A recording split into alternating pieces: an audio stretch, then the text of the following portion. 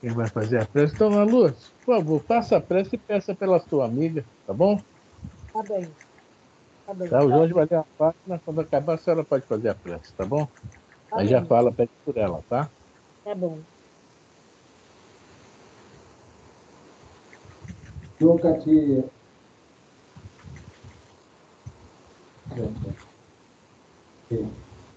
Nunca te omitas ante a tarefa de auxiliar. Não somente com dinheiro, a posição social relevante, o poder se dispõe de recursos para ajudar. A palavra gentil é geradora de estímulos e verdade que logram resultados preciosos. O verbo tem erguido civilizações, como levando multidões à guerra, à destruição. Usa a palavra para socorrer, emulando as pessoas caídas a levantar-se, os que dormem a despertar, os errados a corrigir-se, os agressivos a acalmar. Fala com elevação e bondade, tornando-se microfone fiel a serviço do bem. Dona de Ângelo.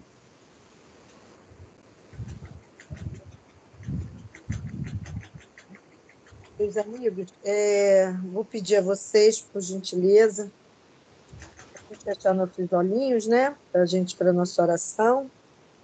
Eu gostaria muito que vocês emanassem no pensamento de vocês uma menina que está internada e ela, uma jovenzinha, né? O nome dela é Beatriz Corrêa Ribeiro de Melo. E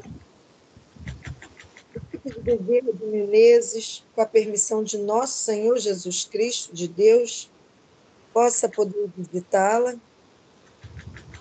orientar os médicos que cuidam dela, para que possa ser descortinado, e os médicos possam descobrir o que se passa no corpo físico dela, para que possa ser tratado.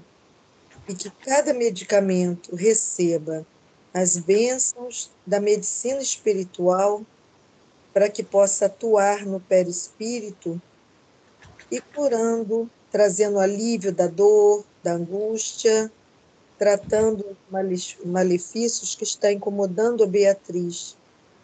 Pai amado, igualmente peço, Senhor, tranquilidade para os corações dos familiares, os pais que devem estar muito preocupados, que a Beatriz possa se recuperar com a medicação espiritual que ela possa receber, a união dos nossos pensamentos aqui, enviando bons pensamentos positivos para ela e a família. Como o Senhor Jesus abençoe esse grupo que entra agora em estudo, abençoe os dirigentes que estão conduzindo esse aprendizado, ilumine a ideia, os pensamentos do senhor Afrânio, que é o nosso condutor aqui na leitura, no entendimento, suas orientações, mestre, para que possamos aprender cada vez mais. Agradeço em nome de Jesus e damos por iniciada a nossa reunião de hoje, mandando todos os eflúvios positivos para Beatriz. Graças a Deus e viva Jesus. Graças a Deus. Boa noite, senhor José Roberto. Boa noite, Afrânio, boa noite a todos. Boa noite, Zezinho. Tudo bem, minha amiga? Tudo bem, e você? Tudo indo, tudo bem. Graças a Deus. Tá bom. Por que você não chama ele de São José? Porque... O que é? Sabe por quê? Porque eu já estou acostumada a chamar ele de Zezinho, mas não sei quantos anos. É que nem o seu Roberto, não consigo falar Roberto. Eu também, só seu Roberto.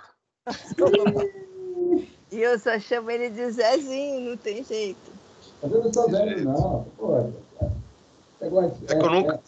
Ô, Jorge, eu nunca fico velho, Jorge. Tá vendo? Não é melhor chamar assim? Jorge. Zezinho, jovem, né? Jovem, sempre então eu vou chamar jovem. você de Jorginho, que aí fica pequenininho, entendeu? É que jovem é outro papo. Aí fica novinho de novo, pequenininho, tá bom assim? Jovem é outro papo. Pelo menos ninguém me respeita, aí fica melhor. Como diz o Paulo, eu era criança quando fazia coisa de criança. Agora eu sou adulto, faço coisa de adulto. Pois é. Só que eu não fiquei na criança. Aí, Pastora de correr bolada aí. Isso me preocupa. Bom, gente, hoje é Paulo Estevam, né? Está Sim. falando do seu Roberto, não? Parabéns para ele, né? Eu falei com ele hoje, aí eu falei, tô ligando para você para dar os parabéns, porque eu não sei se você vai no estudo, então eu tô ligando para te dar os parabéns, mas eu acredito que os filhos tenham ido lá, né? Tá, com certeza, né? E que ele tem um bom, né? Já que os filhos estão lá, não. Um bom dia, né? Prazeroso, né? Com a família, né? Bom, nós estamos no Paulo Estevam. Elisa, eu não marquei que eu estava sem caneta. Eu sei que está na página, no livro velho. Qual é o parágrafo? Em socorro dos seus cuidados. Um dos amigos presentes interrogou Paulo com vivacidade. mas qual é a página do livro novo? No novo é 322. 322. Vamos parar. Em Socorro, já vi. 322 perdeu uma aula em português. É o novo. O novo, o antigo, não sei. Não sei. Achei. Eu... 364. É o quê? 364. Falhou. 364. Tá. A página, tá? Bom, como sempre, houve um probleminha lá onde eles estavam, né, o Paulo e Barnabé, e eles tiveram que deixar a cidade, porque, né, devido às ameaças, né, aos vários problemas que sempre, onde eles iam, né, acontecia, né? É uma coisa impressionante, porque 2000 anos se passaram e ainda continua mais ou menos assim. A inveja, o despeito, os ciúmes, né?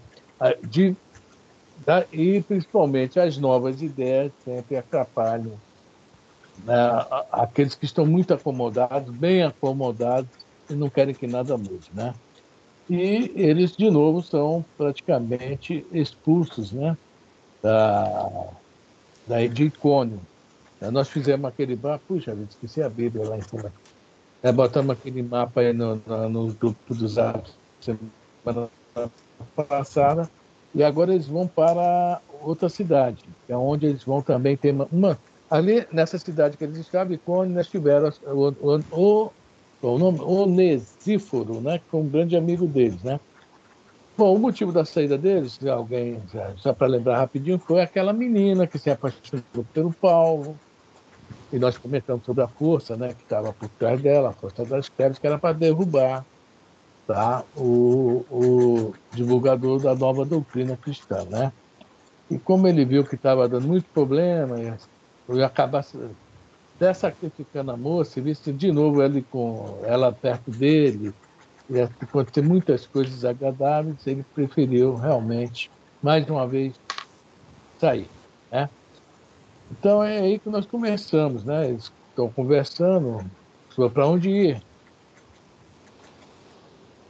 Vamos começar por aí. Vamos dar o parágrafo de cima, no curso das conversações, tá? Para a gente entrar onde eu parei. Ok. No curso das conversações, Barnabé estava pensativo. Para onde iriam? Não seria justo pensar na volta? As dificuldades avultavam dia a dia, e a saúde de ambos, desde a internação nas margens do cesto, era muito inconstante. O discípulo de Pedro, contudo, conhecendo o ânimo e o espírito de resolução do companheiro, esperou pacientemente que o assunto aflorasse espontaneamente e naturalmente. Em socorro dos seus cuidados, Um dos amigos presentes interrogou Paulo com vivacidade. Quando pretendem partir? Amanhã, respondeu Paulo. Mas não será melhor repousar alguns dias? Tendes as mãos inchadas e o rosto ferido pelos açoites. O ex-doutor sorriu e falou prazenteiro. O serviço é de Jesus e não nosso. Se cuidarmos muito de nós mesmos, nesse capítulo de sofrimentos, não daremos conta do recado. E se paralisamos a marcha nos lances difíceis, ficaremos com os tropeços e não com Cristo. Esse parágrafo aí nós comentamos semana passada, né, Edith? Sim. Porque o serviço é de Jesus. Nós temos também que colocar isso na nossa cabeça. E o que ele fala aqui, se cuidarmos de nós mesmos, não vamos dar conta do recado. Nós temos que nos dividir. Logicamente, nós temos que nos cuidar, mas também cuidar da nossa missão. Mas eu não sou missionário, todos nós somos. Todos nós temos uma pequena missão, mas somos missionários. Então, aí na nossa missão, existem várias pedras, existem vários problemas, várias provas, várias expiações, etc, etc. E se a gente, como ele fala aqui, se a gente não encarar e pensarmos só em nós, quer dizer, os problemas vão continuar sem solução e nós sabemos, na próxima reencarnação, esses problemas também estarão conosco. Mais difícil. Então, temos que dar conta do recado. O primeiro lance do E se paralisar na marcha de lances difíceis, ficaremos com tropeço, ou seja, nós falamos a quarta-feira aqui sobre a questão do medo, né? Foi isso? No livro dos Espíritos, né? A gente paralisa tudo pelo medo. Então, nós vamos ficar com um tropeço, não com Cristo. É um pedacinho aqui, né? Um travessão que o Paulo fala, como sempre, muito forte mesmo. Quer falar, Jorge? Sim, deixa eu até enriquecer mais como fontes, tá?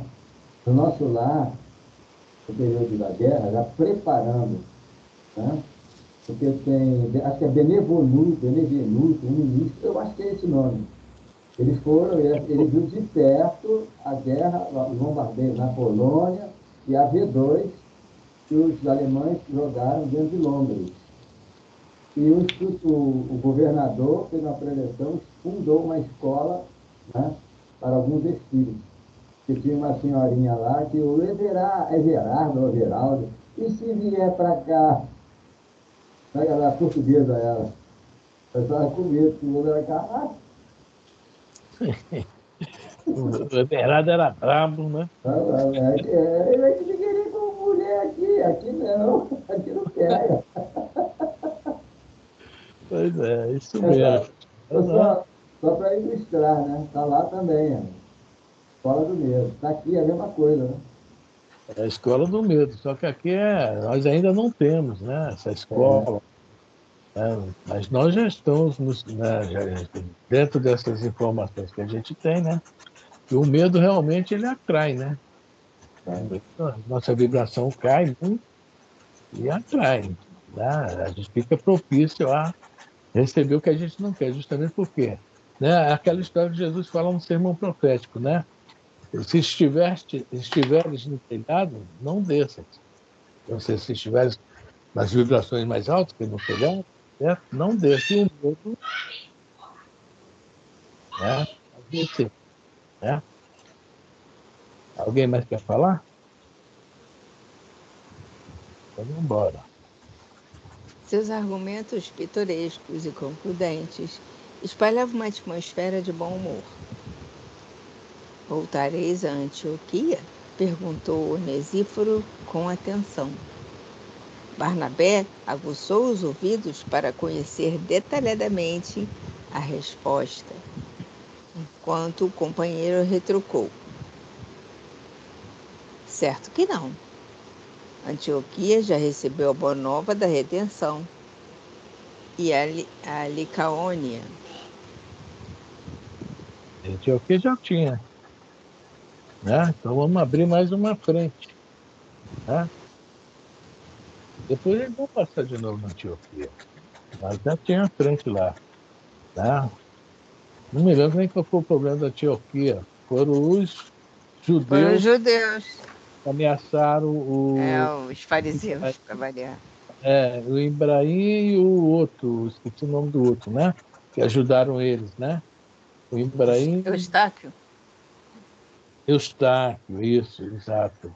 Lá eles tiveram esse problema. Como eles viram que não atingiam Paulo e Barnabé, ameaçaram os que estavam ajudando ele, né? Um monte de penalidades, eles tiveram que ir embora. Aqui, Icaônia, é Icaônia o nome? Me enrolo desse nome aí. Né? Foi a menina, a Tecla, né? Que Icônio. Icônio. Eu lembro de Icônio porque eu lembro de Iconha. Então eu lembro de Icônio. É pertinho. É Sim. Mas é parecido.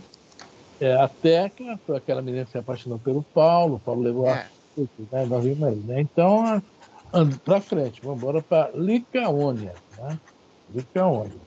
E Licaônia que vai ser muito legal. Está escrito aqui, Licaônia. Licaônia é uma província romana, uma região da Ásia Menor, de acordo com os Atos, capítulo 14, versículos de 6 a 11. Derbe e Listra eram cidades da Licaônia. Agora para Derbe, não é isso? Se não me engano, né? Eu estou sem o mapa aqui, por isso que era bom estar com. Eu também tirei, eu não estou com o mapa aqui. Tudo bem. Peraí, deixa eu ver se eu... Pega o meu aqui, 1 minuto eu pego. Bem aqui.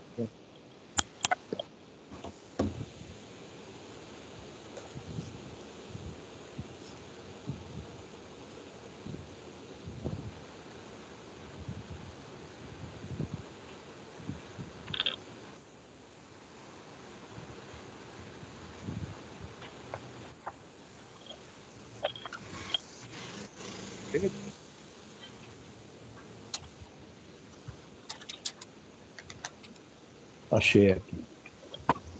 Tá, Licaônia. Licaônia é perto da terra do Paulo, na Cilícia, né? Estou vendo aqui no mapa. Bom, então em Icônio ali, agora vamos para Listra, o lugar. Né? Vamos lá então, tá? Quem quiser ver isso, eu tirei a foto desse mapa na sexta-feira passada. Está no zap do grupo. Agora, na Bíblia Sagrada, no final dela tem várias informações. E tem o mapa das viagens de Paulo. Tá? As 3 viagens, que consta aqui no Atos dos Apóstolos, e depois a viagem dele para Roma, onde ele fica até de cá. Vamos lá, Eli? Alguém quer falar? Vamos lá. Olhando agora para o ex-levita de Chipre, como a solicitar a sua aprovação acentuava: marcharemos para a frente. Não estás de acordo, Barnabé? Os povos da região precisam do Evangelho. Se estamos tão satisfeitos com as notícias do Cristo, por que negá-las aos que necessitam do batismo, da verdade e da fé? O companheiro fez um sinal afirmativo e concordou resignado.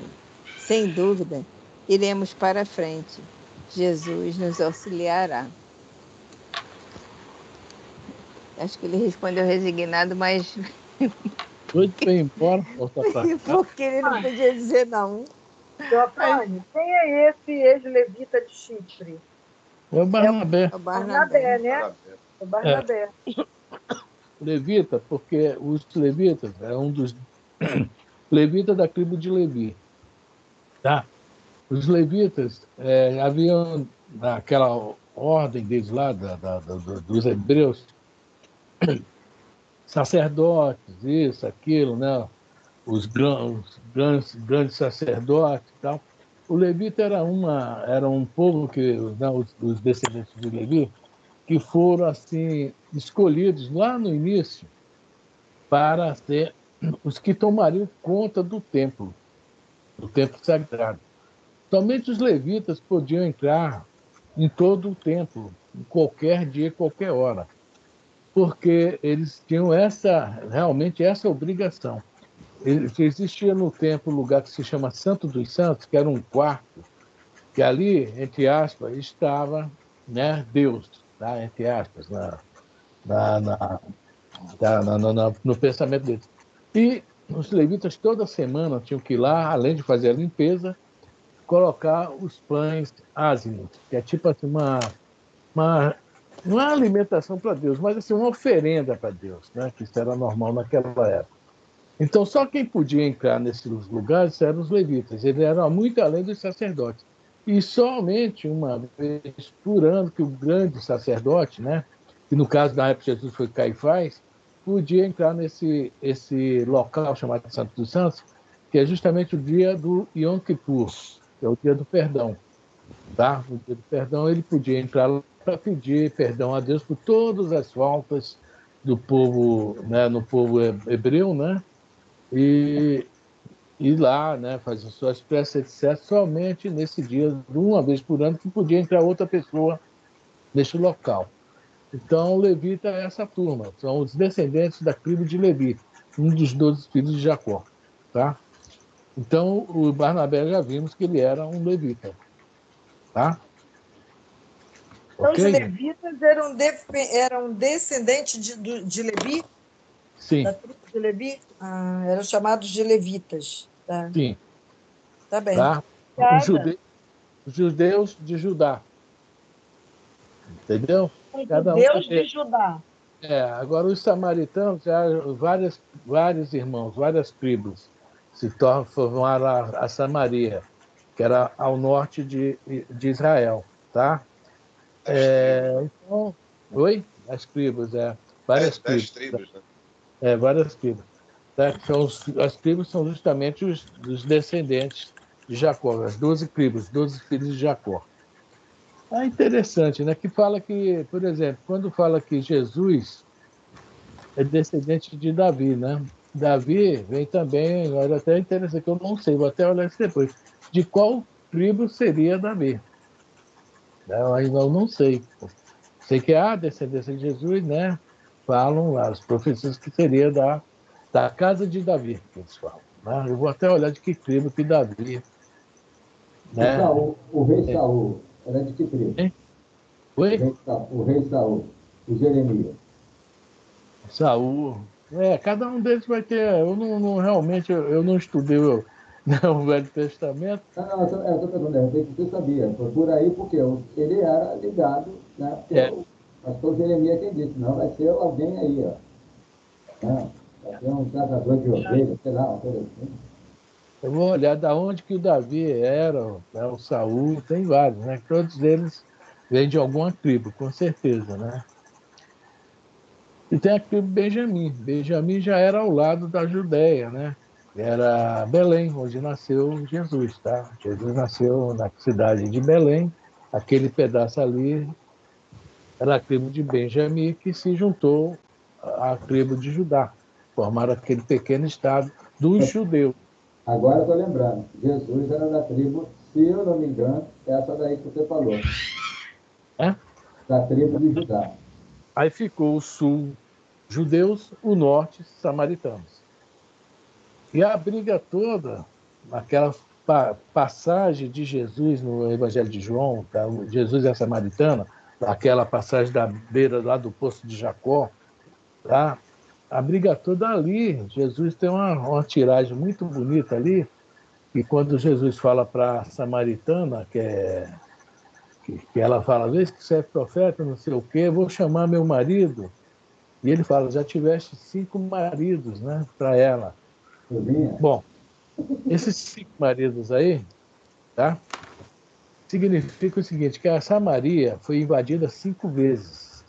Essas 5 vezes que foi invadida por 5 povos diferentes, a Samaria, como não eram tão orgulhosos, se juntaram, tiveram casamentos, filhos, etc., descendência desses povos invasores. Isso que foi o grande momento, o motivo da separação, do rompimento desses irmãos, que são irmãos. Né? Os judeus, no seu orgulho maior que os outros, não aceitavam isso. Não aceitavam esse lance do povo samaritano se unir aos invasores. Fala, Minha cara, está aqui na internet, ó, tribo de Judá. Profecia do Antigo Testamento afirmava que o Messias nasceria de uma mulher da descendência de Abraão, pela tribo de Judá e da família de Davi. Então, está aí, tribo de Judá. Está É. aqui na internet. Tem uma igreja evangélica que fala, né? O leão de Judá, não sei o que, é isso mesmo. É isso mesmo. Porque o Benjamim, o último filho, foi aquele que foi rejeitado pelos dois. Ele parou, chegou, jogaram ele num buraco, venderam ele. Ele foi parar aonde? No Egito. No Egito. Mas esse é o penúltimo, cara. Esse é o José. Esse é José. Ah, é o José? José do Egito. Ah, José, não era o Benjamim que lá recebeu o nome de José? Não, é José. É José que eles largam lá no poço, aí é resgatado. Mas tem uma. Veja bem, os dois últimos filhos de Jacó foi com a mulher que ele realmente amava. E que o primeiro. Isso tem uma história longa, que ele ia casar com ela, mas o Labão, né, labou bastante, mandou ele para casar com a mais velha. Tem uma história. Bom, no final, os dois últimos filhos de Jacó é o José e o Benjamim. Tá? Aí até a gente vê no filme, né? É muito bonito o filme, que o Benjamim, o José, contra aquela de, né, forte, cheio de poder no Egito, vê os irmãos balançam, mas quando ele vê o Benjamim, ele desarma. É que faz ele até para pressionar os irmãos para trazer o pai lá para o Egito. Ele ficará, vocês vão para o Egito trazer o pai de vocês, e este aqui ficará comigo como escravo, que era o irmão dele, É Benjamim. mais novo. O Benjamim era o caçula. É bonita a história, gente. Se quiser ver o É filme, legal, José, né? é muito bacana, né? José. Bom, gente, falando do Velho Testamento pra caramba, sem entender, né? Isso que é o mais interessante. Tá bom, dona Luz? Deu para entender o que é levita? Começa em levita a história, né? O Marco Aurélio fala que o levita é o cambono, né? Tampona, né? Tão bom. Pode entrar na casa do santo, lá na. Né? Bom Oh, demais. meu Deus. É o cambono, né? Os levitas são os cambonos. Mas tem, justifica-se. Porque quem é que entra realmente lá né, para poder a oferenda? Quem é que Não, faz? santo, né? Lá naquele lugar lá. Eu também não entendo. Não tem um... Só o Marco Aurélio mesmo, né? Pô, vamos lá, Elisa. Vamos.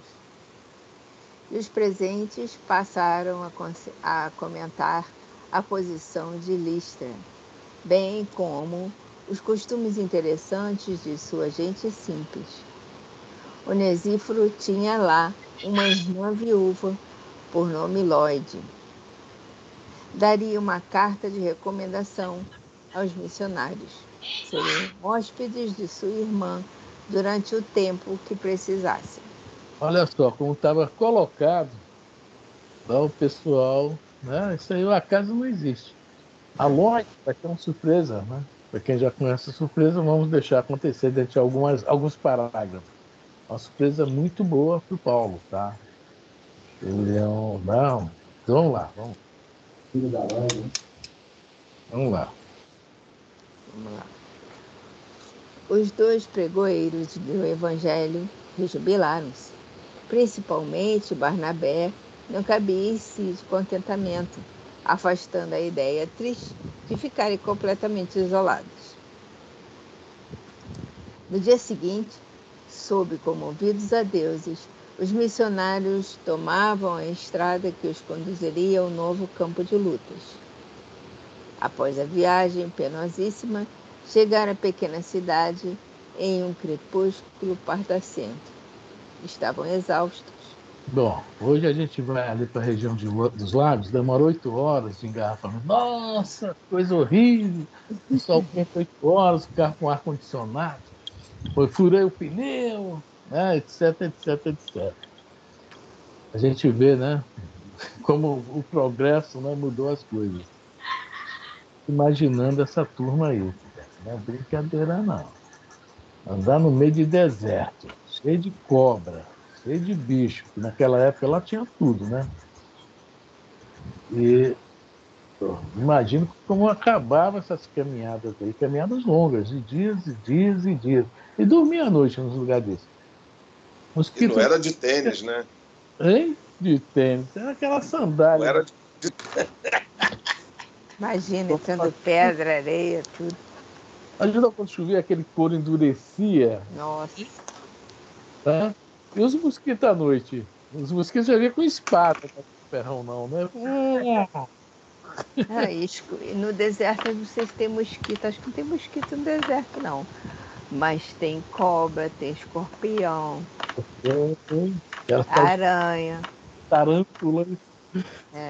Ai, meu Deus. Mosquito, eu não sei, acho que não tem mosquito no deserto, porque mosquito precisa de água para criar. Essa viagem deles era a pé, não iam assim a mulinha, a burrinho, nada, não? Era a pé? Ela É ruim. Maria. é que nem o uísque, cowboy, sem gelo. É, o negócio era duro. Né? E sol, e toma chuva, e toma vento, né? Que venta muito no deserto também, né?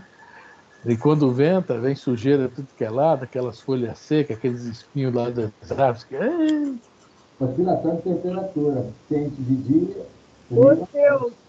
seu Afrânio, com a constituição física do homem hoje, ele não aguentaria esse rojão, não. O que eu vejo hoje, eu não aguentava, não aguento nem olhar. Se botar o filme já cansa, né?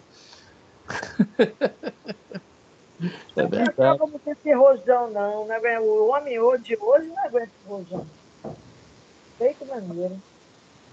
Não, não, acho que aguenta porque a gente vê lá por exemplo, na Amazônia, né, lá no meio do mato, uma vez mesmo nós passamos lá perto do meio do mato, tinha uma árvore com um buraco grande, lá no meio do mato. O cara morava nessa árvore, dentro desse buraco dessa árvore. Aí a gente ficou imaginando, né? Um monte de bicho que tem, né? Isso foi no Pará até, né?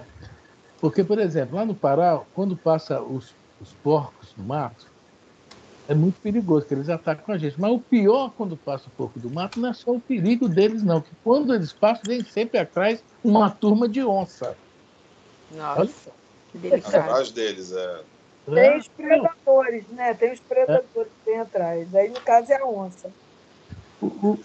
os macacos que eu conheci até atacou a gente, fazendo pipi na gente, jogando frutas, essas frutas, tal, né? Um tal de capelão. O bicho é quase do meu tamanho, forte pra caramba. A unha do bicho, na brincadeira, é um dedo meu. Não estou falando brincando, não. Eu fiquei Aonde? Aqui na assustado com Amazônia? esse capelão. Não, fui no Pará. Então, mas é o quê? Chamado de capelão, o nome do É macaco? macaco, é a raça de macaco lá, Olá. que é forte, tem mais ou menos 1,50 m de altura, é fortíssimo. Já deve pesar uns 50, 60 quilos, tá? E só anda em branco. E atacam a gente. Tanto que atacaram a gente, o cara deu uns tiros alto lá e. Quer dizer, eu não fui, eu fui a trabalho, gente. Imagina, né, como eu estava animado lá. O cara me mostrou um buraco de tatu, que eu pensei que era o quê? Essa máquina que faz o buraco do metrô que passou por lá. Tatuzão. A gente vê uns buraquinhos de tatu aqui assim, lá era um monstro de buraco de tatu.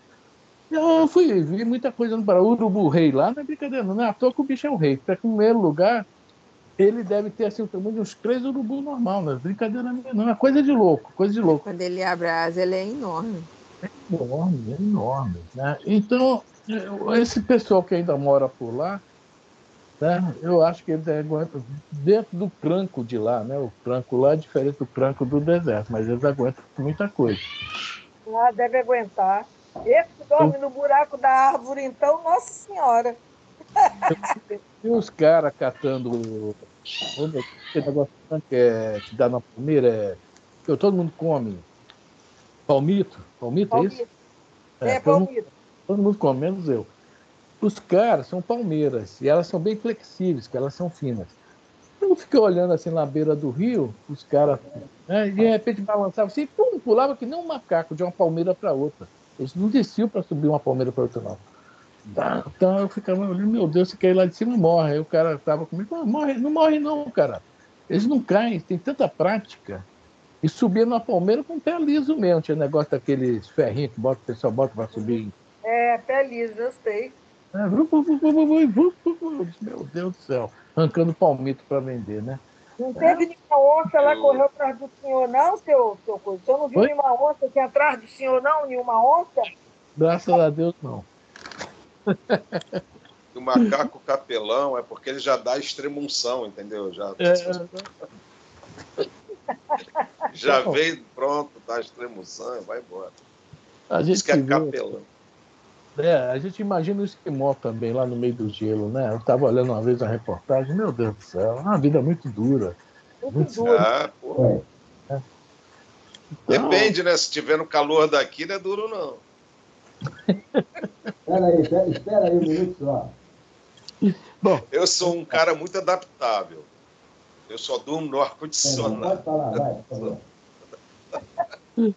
ai. Então vamos lá, Lisa, vamos lá. A irmã de Onesíforo, no entanto, foi pródiga em gentilezas. Velha viúva de um grego abastado, Lode morava em companhia de sua filha Eunice, igualmente viúva, e de seu neto Timóteo, cuja inteligência e generosos sentimentos de menino constituíam o maior encanto das duas senhoras. Timóteo vai ser um dos grandes nomes que ajudaram Paulo também durante a sua caminhada, tá? Ele não caminhou junto com Paulo, mas o Timóteo e o Lucas foram daquelas pessoas que quando Paulo estava no sufoco, estava triste, estava depressivo, estava isso aqui, apareciam, uma coisa impressionante isso, né? E aquilo enchia Paulo de esperança, de ânimo. E tem até a carta a Timóteo, uma das cartas de Paulo, né? E Mas é Timóteo esse Timóteo, senhor? É esse Timóteo? esse garoto, tá? Esse garoto? Já era, antes de conhecer o Paulo, já era cristão, entre aspas, né? Ele era cristão. Ele realmente, poxa, teve uma participação, não só ele, vários deles, né? Pode Mas, falar aí, tipo, professor. Parou? Lucas, quando já apareceu, já sumiu. Daqui a pouco o Lucas aparece de novo. Aí nós vamos ver o papel de Lucas também. Porque esse livro do Emmanuel nos mostra quem Tá. são os Aí é personagens. diversidade dela. A gente não tem isso no Atos dos Apóstolos. Aí. Nós vamos ver também que Paulo pede a Lucas para simplificar ao máximo o Pode Atos, voltar. tá? E o Evangelho que Lucas escreveu. Mais. Então esse é o Timóteo, da carta a Timóteo, tá? Vamos lá? Os mensageiros da Boa Nova foram recebidos neste lar com inequívocas provas de simpatia. O inexcedível carinho dessa família foi um bálsamo confortador para ambos. Conforme seu hábito, Paulo referiu-se na primeira oportunidade ao desejo imenso de trabalhar durante o tempo de sua permanência em Listra, de modo a não se tornar passível de maledicência ou crítica. Mas a dona da casa opôs-se terminantemente. Seriam seus hóspedes. Bastava a recomendação de Onesíforo para que ficassem tranquilos. Além disso, explicava, Listra era uma cidade muito pobre, possuía apenas 2 tendas humildes, onde nunca se faziam tapetes.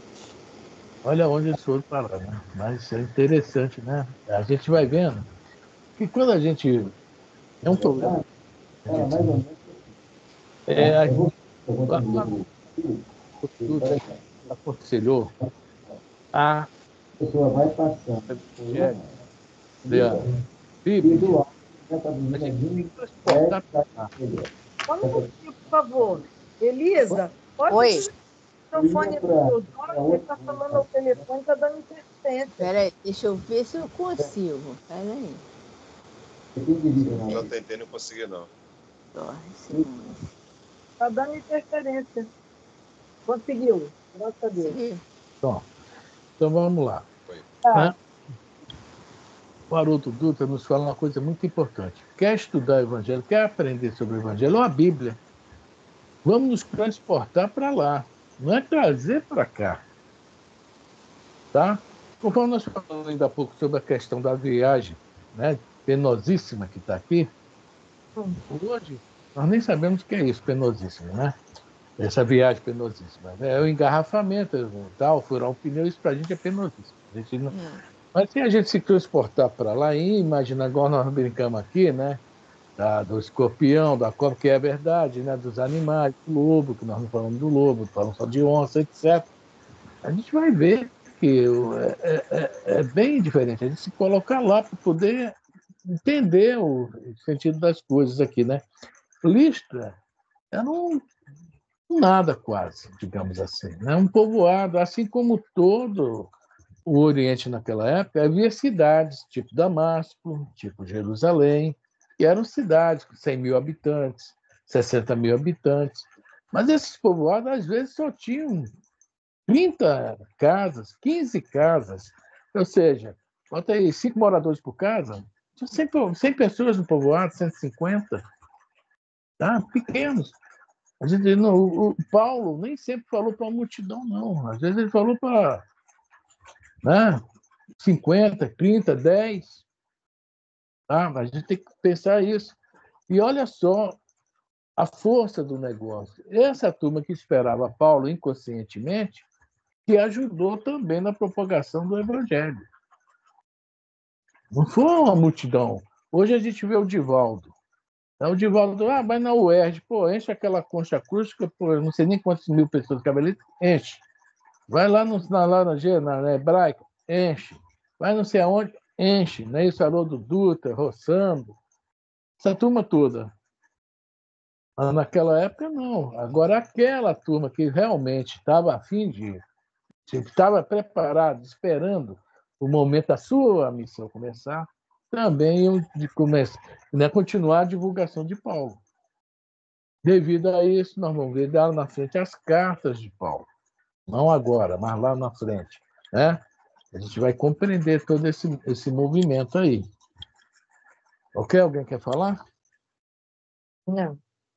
Não? Então continuemos. Paulo estava muito sensibilizado com o acolhimento carinhoso. Na mesma noite da chegada, observou a ternura com que Timóteo, tendo pouco mais de 13 anos, tomava os pergaminhos da lei de Moisés e os escritos sagrados dos profetas. Deixou o apóstolo que as duas senhoras comentassem as revelações em companhia do mesmo, até que fosse chamado a intervir.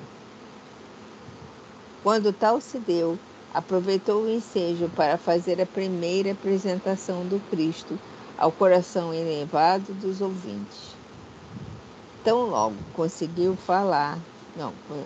a falar, observou a profunda impressão das duas mulheres, cujos olhos brilhavam enternecidos.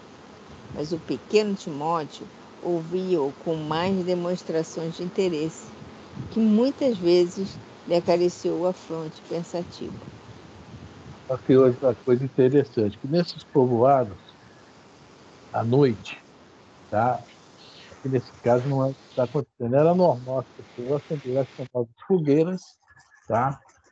Amigos, vizinhos, não tinha televisão, não tinha Zap, não tinha Face, né? Se reunia ali para conversar sobre o dia a dia. Hoje quase que minha cabra se perdeu, né? Eu pisei num caco de vidro, mas não existia vidro naquela época, não pode ter sido caco de vidro. Tá, e etc, etc. E, geralmente, ou durante ou no final desse encontro, que também não durava muito tempo, né? Eles comentavam sempre alguma coisa referente, estou falando do povo judeu, né? Referente ao quê? Ao Antigo Testamento. Tá? Isso era praxe, ou seja, o famoso culto do lar da gente. Eles faziam sempre. Tá? Ou em família, ou em grupos de amigos, vizinhos, parentes. É muito interessante isso, porque era uma forma de eles estarem sempre estudando, aprendendo a interpretar, né? Eles, deviam ser muito inspirados e pegando. Agora a gente está vendo aqui o pequeno Timóteo, né? Está parecendo uma história do Estevão, né? Ele já está pegando o negócio. O Estevão, logicamente, era adulto, foi rápido, né? Mas já está ele captando, desculpa, captando a doutrina cristã, né? O cristianismo, tá? Ô Jorge, eu fechei o seu microfone, porque você estava falando no telefone, aí a gente não estava conseguindo ouvir o Afrânio. Aí eu fechei o teu som, aí você pode abrir.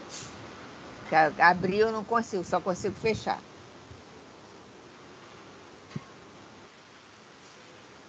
Aí ele não abriu o microfone, como é que eu vou ouvir ele falando? Vamos lá. Podemos seguir? Foi a filha que ligou. Não, não tem problema não, é só porque você estava falando e o Afrânio estava falando, a gente não estava entendendo. Toca o barco, bota lá no remédio, vai entendendo. Os parentes de Onesíforo receberam a boa nova com júbilos infinitos. No dia imediato, não se falou de outra coisa. O rapaz fazia interrogações de toda espécie. O apóstolo, porém, atendia-o com alegria e interesse fraternais. Durante 3 dias, os missionários entregaram-se a caricioso descanso das energias físicas. Paulo aproveitou a ocasião para conversar largamente com Timóteo, junto do grande curral onde as cabras se recolhiam. Onde era pregado o evangelho, no curral. Perto do curral. Pô. Somente no sábado procuraram tomar contato mais íntimo com a população. Listra estava cheia das mais estranhas lendas e crendices. As famílias judaicas eram muito raras e o povo simplório aceitava como verdades todos os símbolos mitológicos. A cidade não possuía sinagoga, mas um pequeno templo consagrado a Júpiter, que os camponeses aceitavam como pai absoluto dos deuses do Olimpo. Havia um culto organizado. As reuniões efetuavam-se periodicamente e os sacrifícios eram numerosos. Legal, né? Já tinha uma noção, né? Estavam realmente precisando daquele empurrãozinho. Mas o que eu achei legal aqui, que o povo simplório aceitava como verdade todos os símbolos mitológicos. E hoje continua, né? Muito. Porque nós vemos, dentro do próprio conhecimento, né, dentro do judaísmo, da nossa questão judaico-cristã, né? E o negócio é muito, assim, ainda simples, né? Entendimento. Aquele raciocínio. Mas tudo bem. Há um culto organizado ainda hoje. Então não há mais sacrifício. Pelo menos isso melhorou. Acabou, né? Bom, vamos lá. Em uma praça nua, movimentava-se o mercado parco pela manhã. Paulo compreendeu que não encontraria melhor local para o primeiro contato direto com o povo. De cima de uma tribuna improvisada de pedras superpostas, começou a pregação em voz forte e comovedora. Os populares aglomeraram-se de súbito. Alguns surgiam das casas pacíficas para verificar o motivo do compacto ajuntamento. Ninguém se lembrou das aquisições de carne, de frutas, de verduras. Todos queriam ouvir o desconhecido forasteiro. Olha, gente. Faz uma paradinha aqui. Né? Cidade pequena. Eu sou Roberto. Eu estava pensando nisso agora, cidade pequena. Quando eu chegava lá em Serra dos Aimorés, um circo. E não era esse circo bonitão que tem aqui, não, tá? Dava até pena de ver, né? Como era o circo, os carros velhos, né? Olha, meu Deus do céu, aquilo durante a chegada do circo, a estada do circo, né? Naquele período, aquilo era uma coisa, né? De manhã não tinha que falar, vamos lá ver, olhar o circo, vamos lá olhar o circo.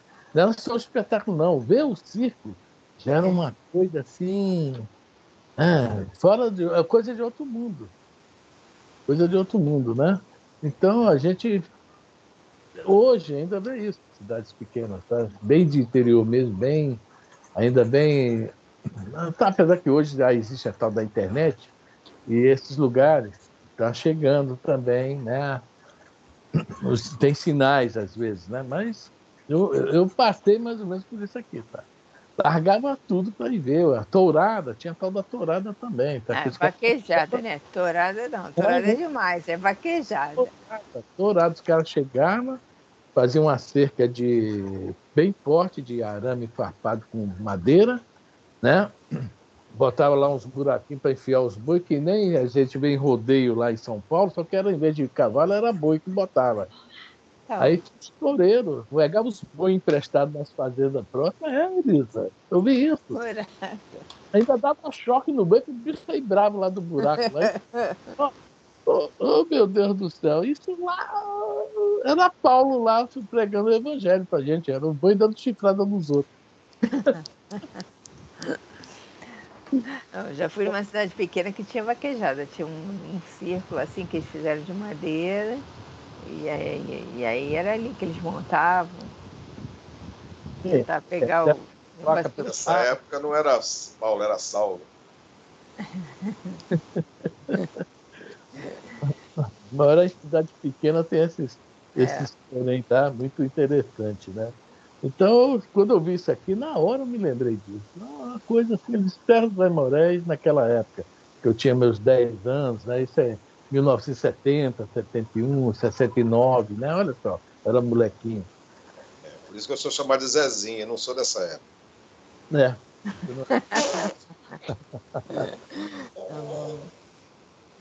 o apóstolo Paulo.